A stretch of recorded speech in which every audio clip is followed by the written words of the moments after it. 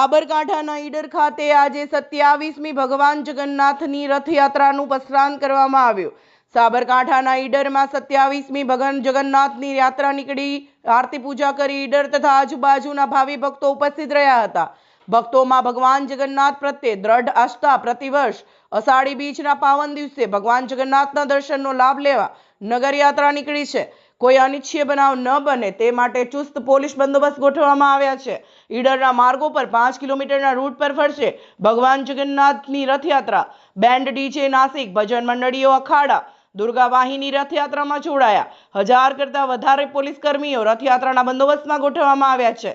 મોટા રામ દ્વારા મંદિરથી ભગવાન જગન્નાથજી ભાઈ બલરામ અને બહેન સુભદ્રાજી નીકળ્યા। નગર ચર્ચાએ ખૂબ મોટી સંખ્યામાં માનવ મહેરામણ ઉમટી પડ્યો। Press reporter Paresh Sharma, Himmatnagar, SD news Gujarati.